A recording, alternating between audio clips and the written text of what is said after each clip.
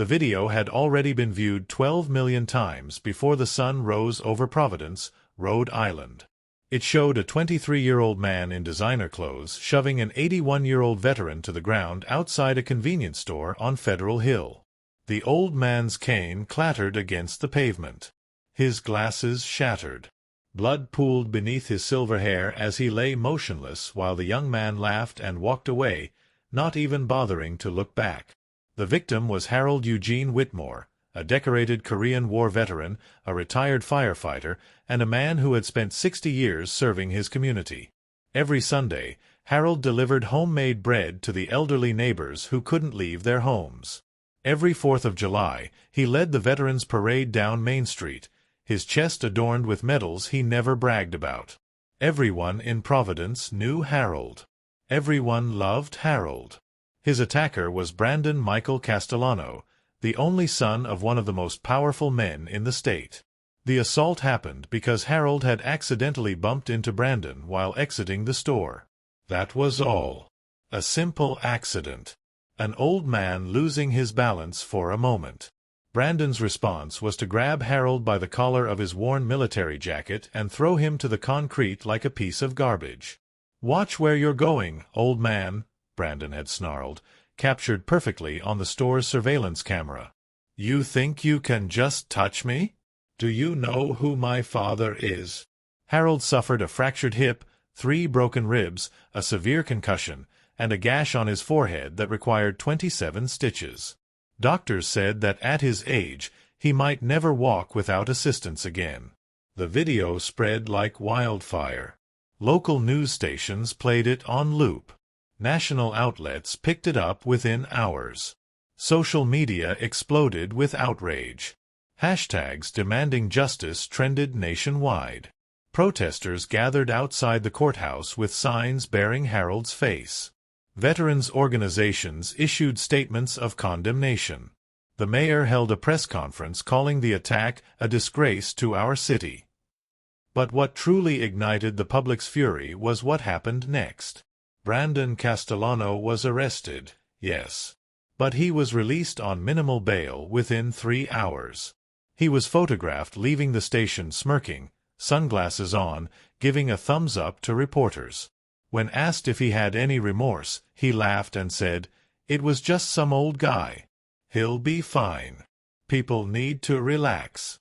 The city did not relax. The city roared. Petitions circulated demanding maximum prosecution. Legal experts appeared on television debating whether his connections would shield him from true justice. Commentators questioned whether the system was broken, whether wealth and power had become an impenetrable fortress against accountability.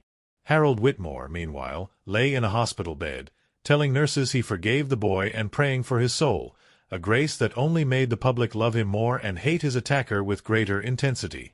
The case was assigned to municipal court. The arraignment was set. The whole nation watched. But a revelation was about to surface, one that would change everything that happened in that courtroom and force everyone involved to confront truths far more complicated than they had imagined. The Providence Municipal Courthouse had never seen a crowd like this. Every seat in the gallery was filled an hour before proceedings began. Reporters lined the walls. Camera crews waited outside, their equipment pointed at the entrance like weapons.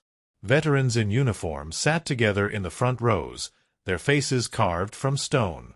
Harold Whitmore's neighbors clutched photographs of him. Young activists held signs that read, "Justice for Harold," and "No one is above the law." The air was thick with tension, heavy with the weight of collective anger and desperate hope that the system would not fail. At precisely 9 o'clock, the bailiff called the court to order, and the Honorable Judge Raymond S. Caprio took his seat. Judge Caprio was a legend in Providence, 74 years old, with 42 years on the bench. He was known for his wisdom, his compassion, and his unwavering commitment to justice. He had seen everything. He had judged the poorest and the most powerful with the same steady hand. His reputation was sterling, his integrity unquestioned. Many wondered if even he could navigate the political minefield this case represented. His face revealed nothing as he adjusted his glasses and reviewed the documents before him. "Bring in the defendant," he said quietly. The side door opened, and Brandon Castellano entered. The collective intake of breath was audible. Brandon walked in not like a man facing serious charges, but like a celebrity arriving at a premiere. His suit was immaculately tailored. His hair was perfectly styled. And on his face was a smirk that seemed to mock everyone present: the judge, the gallery, the victim, the very concept of consequences. He slouched into his chair, leaned back, and actually checked his watch as if he had somewhere better to be. "Mr. Castellano," Judge Caprio began, his voice calm but carrying an edge of steel, "you are charged with aggravated assault causing serious bodily injury to Harold Eugene Whitmore, an 81-year-old veteran. Do you understand the charges against you?" Brandon's attorney, a high-priced lawyer from Boston, stood to speak, but Brandon waved him off. "Yeah, I understand," Brandon said, his voice dripping with condescension. "Look, this whole thing has been blown way out of proportion. The old guy bumped into me. I reacted. Maybe I pushed a little too hard. It happens. He should have been more careful." A murmur of outrage rippled through the gallery. Judge Caprio raised his hand for silence. "Mr. Castellano, I would advise you to allow your attorney to speak on your behalf and to show some respect for these proceedings." Brandon rolled his eyes. "Respect? For what? This is a waste of everyone's time. My father will sort this out. He always does." The mention of his father sent a visible tremor through the room. Everyone knew who Brandon's father was: Police Commissioner Vincent Castellano, one of the most powerful law enforcement officials in the state, a man with political connections reaching into every corner of government. Judge Caprio's expression remained unreadable, but his jaw tightened almost imperceptibly. "Your father's position has no bearing on these proceedings," the judge said. "In this courtroom, there is only the law. Nothing else." Brandon snorted. "Sure, Your Honor. Whatever you say." The prosecution then called Harold Whitmore to give his statement. The old veteran was wheeled in, his body diminished, his once proud posture now bent by injury and age. But his eyes still held the fire of a man who had faced enemy fire and never flinched. The courtroom fell absolutely silent. Harold spoke slowly, his voice weakened but unwavering. "I served this country for 22 years. I ran into burning buildings for 30 more. I've been shot at, burned, and broken more times than I can count. But I never felt as low as I did lying on that sidewalk, bleeding, watching that young man walk away laughing." He paused, gathering strength. "I don't want revenge. That's not why I'm here. I'm here because if a man can do what he did to me and face no consequences, then what hope is there for anyone? What lesson does that teach our children? That cruelty is acceptable if you're rich enough? That respect for elders means nothing? That being powerful means never having to say you're sorry?" Harold's hands trembled as he gripped the arms of his wheelchair. "I forgive this young man. I pray for him. But forgiveness does not mean there should be no justice. They are not the same thing." Tears streamed down faces throughout the gallery. Even the bailiff wiped his eyes. Brandon, however, examined his fingernails. Judge Caprio stared at the defendant for a long moment, and when he spoke, his voice had dropped to something cold and dangerous. "Mr. Castellano, I have presided over thousands of cases in my career. I have seen remorse. I have seen defiance. I have seen fear. But I have rarely seen such complete and utter disregard for human dignity as I am witnessing from you today."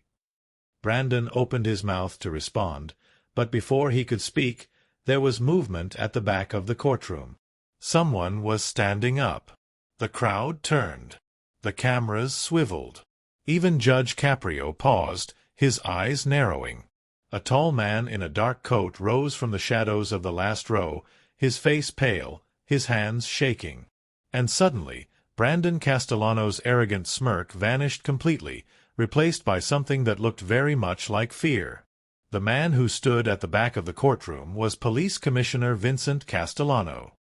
He was 58 years old, broad-shouldered, with silver hair and a face that had graced countless press conferences and political functions. He was a man who commanded respect through sheer presence, a man who had spent 35 years in law enforcement, rising through the ranks through a combination of intelligence, determination, and an iron will. But today he looked broken. His eyes were red. His hands trembled at his sides. His uniform, usually immaculate, was wrinkled, as if he had been wearing it for days. He looked like a man who had not slept, who had been wrestling with demons no one could see. The courtroom buzzed with whispered shock. No one had expected him to appear in person. Many assumed he would use his connections from behind the scenes, pulling strings, making calls, ensuring his son faced minimal consequences. That was how it worked, wasn't it? That was how it always worked for the powerful. Judge Caprio studied the commissioner for a long moment. "Commissioner Castellano," the judge said slowly, "this is unexpected. Do you wish to address the court?" Vincent swallowed hard. His voice, when it came, was hoarse. "I do, Your Honor. If you'll permit me." Brandon shot up from his chair. "Dad, what are you doing here? Just talk to someone. Make this go away like you said you would." "Sit down, Brandon." Vincent's voice cracked like a whip. The command was so sharp, so filled with authority and anguish, that Brandon dropped back into his seat as if physically pushed. Commissioner Castellano walked slowly down the center aisle. Every eye followed him. Every breath was held. When he reached the front of the courtroom, he turned to face the gallery, then looked at Harold Whitmore in his wheelchair. For a long moment, the two men simply looked at each other, the broken veteran and the broken father. Then Vincent Castellano did something no one expected. He went down on one knee before Harold Whitmore. Gasps echoed through the chamber. Cameras flashed frantically. Brandon stared at his father with an expression of utter disbelief. "Mr. Whitmore," Vincent said, his voice thick with emotion, "I am so deeply, profoundly sorry. Not just as a father. As a man. As a citizen of this city you have served so faithfully. What my son did to you is unforgivable. And I—" His voice broke. "I failed. I failed him. I failed you. I failed everyone." Harold reached out with a trembling hand and placed it on Vincent's shoulder. He said nothing, but his eyes glistened with tears. Vincent rose slowly and turned to face Judge Caprio. "Your Honor, I came here today not to protect my son. I came to do something I should have done years ago." He took a shaky breath. "I raised Brandon to believe he was special. I gave him everything he wanted and nothing he needed. When he made mistakes, I fixed them. When he hurt people, I made it go away. I told myself I was being a good father, protecting my boy. But I wasn't protecting him. I was destroying him." He looked at Brandon, and his face crumpled with grief. "I created this monster, and it's time I took responsibility for it." Brandon's face had gone white. "Dad, what are you saying? You're supposed to help me. You promised." "I promised to always be there for you," Vincent said quietly. "And I am. But being here for you doesn't mean shielding you from consequences. It means standing beside you while you face them." He turned back to Judge Caprio.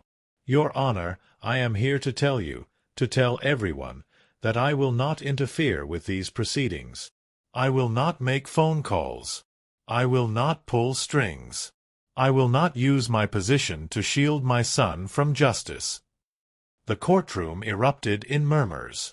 Judge Caprio pounded his gavel. "My son committed a terrible act," Vincent continued, his voice growing stronger.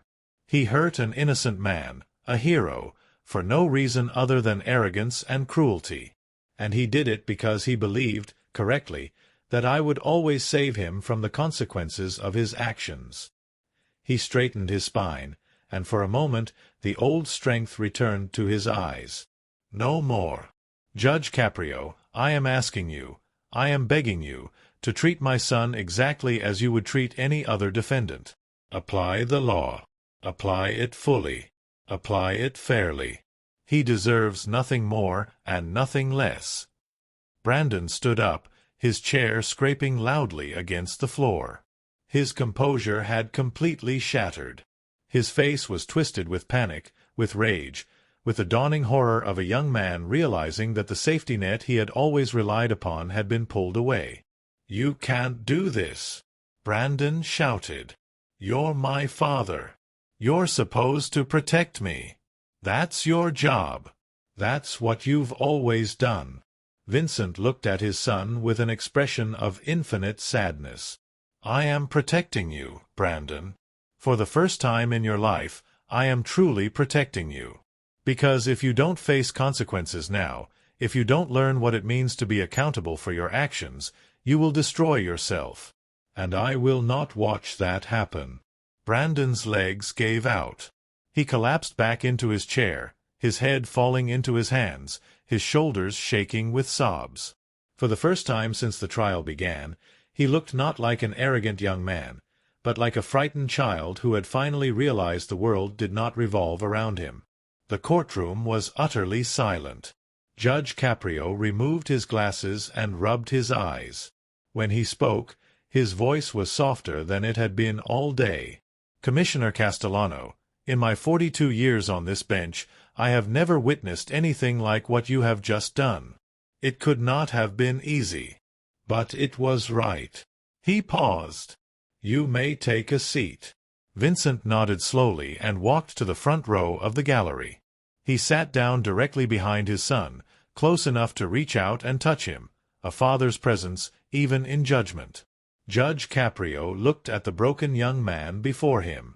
"Mr. Castellano, we will take a brief recess. When we return, I will deliver my ruling. I suggest you use this time wisely." When court reconvened, the atmosphere had shifted. The anger in the gallery had not disappeared, but it had been joined by something else, something more complex. There was still a demand for justice, but there was also a hushed recognition that they were witnessing something rare, a moment of genuine accountability, of a family being torn apart and rebuilt in real time. Brandon Castellano sat with his head bowed. The arrogance was gone. The smirk had vanished hours ago. In its place was something raw and exposed, a young man stripped of his defenses, forced to see himself clearly for perhaps the first time in his life. Judge Caprio took his seat and was silent for a long moment, his eyes moving from the defendant to the victim to the father in the gallery. When he spoke, his voice carried the weight of decades of wisdom. "Mr. Castellano, please rise." Brandon stood on unsteady legs. "I have presided over many cases involving young people who believed themselves invincible," the judge began, "who believed that wealth or connections or simple arrogance placed them beyond the reach of consequence. In most cases, I have watched these young people leave my courtroom unchanged, certain that the system had failed to touch them." He leaned forward. "Today will be different." Brandon flinched but did not look away. "You attacked an 81-year-old veteran, a man who has given more to this community in a single year than you have given in your entire life. You did it without provocation. You did it without remorse. And when confronted with your actions, your first instinct was to mock the very concept of accountability." Judge Caprio's voice hardened. "That attitude ends today." He opened a folder before him. "Brandon Michael Castellano, I hereby sentence you to 3 years in state correctional facility, with the possibility of parole after 18 months contingent upon demonstrated rehabilitation and good behavior." A ripple of approval moved through the gallery. "Additionally, upon release, you will complete 1,000 hours of community service, specifically service to veterans organizations and elderly care facilities. You will see, up close, the lives of people like Mr. Whitmore. You will learn what sacrifice means, what dignity means, what service means. Brandon nodded, tears streaming down his face. Furthermore, you will write a formal letter of apology to Mr. Whitmore, to be approved by this court and published in the Providence Journal. Not because public humiliation is the goal, but because public accountability is part of learning that your actions have consequences beyond yourself. Judge Caprio paused, and his voice softened slightly. I am also ordering mandatory counseling throughout your incarceration and for 2 years following your release. You have deep work to do, Mr. Castellano. Work on understanding empathy. Work on understanding that other human beings are not obstacles or inconveniences, but people with their own stories, their own dignity, their own right to be treated with respect. He removed his glasses. I do not believe you are irredeemable. Your father's presence here today, his courage in refusing to shield you, gives me hope that somewhere inside you there is a better man waiting to emerge. But that man will only emerge through struggle, through consequence, through the hard work of becoming someone worthy of the second chance you do not yet deserve. Brandon's voice was barely a whisper. I understand, Your Honor. Commissioner Castellano then stood. Your Honor, if I may. Judge Caprio nodded. In addition to whatever the court decrees, I want to add my own consequences. He looked at his son. Brandon, when you are released, you will not return to the life you knew. There will be no trust fund waiting, no sports cars, no luxury apartment. You will start from nothing, as I did. You will work for everything you have. And you will earn your way back into this family through actions, not words. Brandon met his father's eyes. The anger that might once have flared was absent. In its place was something that looked almost like gratitude. I understand, Dad, he said quietly. Judge Caprio then turned to Harold Whitmore. Mr. Whitmore, would you like to make any final statement? The old veteran was wheeled forward. He looked at Brandon for a long moment, and when he spoke, his voice carried the quiet strength of a man who had faced far worse than this. Young man, I want you to know something. I meant what I said earlier. I forgive you. Not because you deserve it, you don't.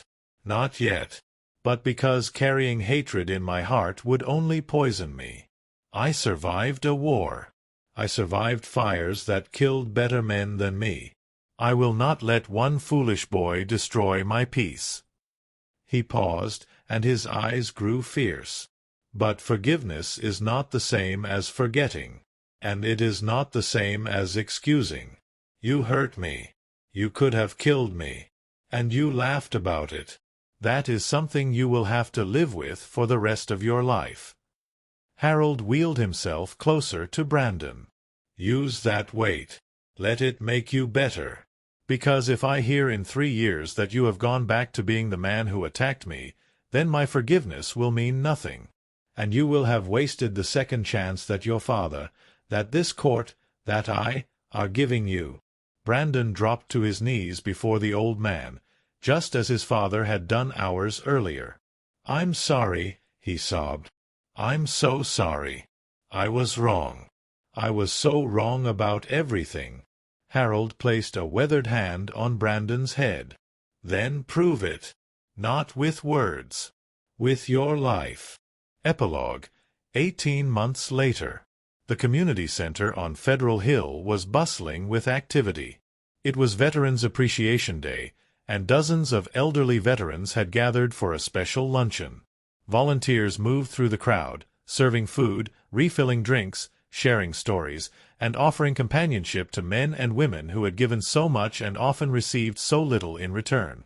At the center of the activity was a young man in simple clothes. No designer labels, no expensive watch, no arrogant smirk. His hair was shorter now, his face leaner, his eyes carrying a depth they had lacked before. Brandon Castellano moved through the room with quiet purpose, stopping at each table, learning names, listening to stories, treating every veteran with a respect that came not from obligation but from genuine transformation. He paused at one table, where an old man in a wheelchair sat alone. "Mr. Whitmore," Brandon said softly, "can I get you anything else? More coffee? Some of those cookies you like?" Harold looked up at the young man and smiled, a genuine smile, warm and without reservation. "Sit with me for a minute, son." Brandon sat. "You know," Harold said, "I've been watching you these past few months. The way you talk to the other veterans. The way you help without being asked. The way you listen." He reached out and gripped Brandon's hand. "You're not the same man who attacked me. That man is gone. And I'm proud of who's taking his place." Brandon's eyes filled with tears. "I don't deserve your kindness, Mr. Whitmore." "Maybe not," Harold said with a slight smile. "But you're earning it, day by day. That's all any of us can do." Across the room, standing in the doorway, Vincent Castellano watched his son. He had aged in the past 18 months, more gray in his hair, more lines on his face. But his eyes held something they had lacked for years: hope. He had resigned from his position as police commissioner, not in disgrace, but in recognition that he needed to rebuild his own life just as his son was rebuilding his. He now worked with at-risk youth, teaching them about accountability before they learned it the hard way. Brandon caught his father's eye and nodded. Vincent nodded back. No words were needed. The distance between them had closed, not through pretense or protection, but through the hard work of honesty and consequence. As the luncheon continued, Harold Whitmore raised his glass of apple juice. "To second chances," he said, "and to the courage it takes to earn them." Around the room, glasses were raised. And in that moment, in that community center filled with heroes both old and new, something broken had finally been made whole.